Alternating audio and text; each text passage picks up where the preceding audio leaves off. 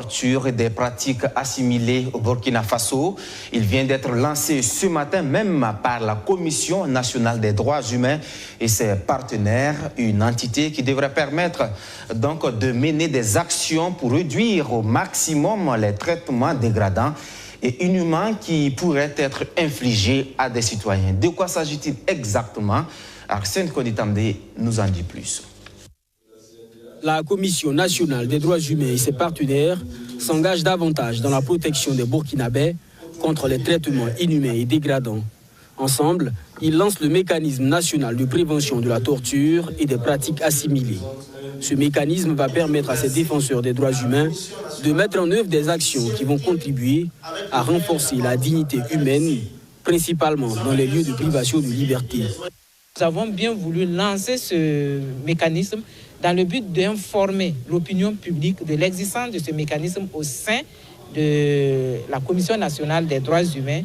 Et également, c'est aussi notre manière de dire également à l'autorité que c'est le top départ pour nous, de pouvoir faire des visites notifiées et inopinées dans tous les lieux de privation de liberté. Donc, ça fera la visibilité et les autorités compétentes sauront que dès maintenant, et la CNDH, tout lieu de privation de liberté, la CNDH ira monitorer la question des droits humains dans ces lieux-là. Après les visites inopinées des lieux de privation de liberté, la Commission nationale des droits humains va produire des rapports qui seront soumis aux autorités compétentes.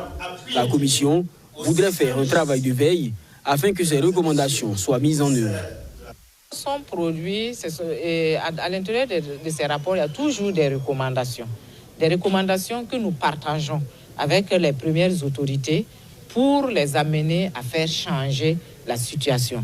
Donc, ça ne saurait être comme avant, parce que nous avons aussi notre approche. C'est vrai que nous sommes dans une situation très sensible. Si vous aviez écouté mon discours, j'ai bien précisé que nous allons vraiment utiliser l'approche sensible au conflit, de telle sorte à ce que celui qui est en face de nous puisse vraiment nous écouter et faire l'effort de changer les choses.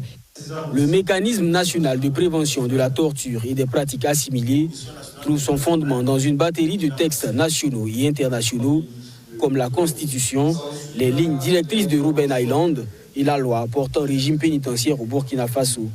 Pour la mise en œuvre de ce mécanisme, la CNDH bénéficie de l'accompagnement de Abarouli, l'association du barreau américain, et également de l'Organisation internationale des droits du développement.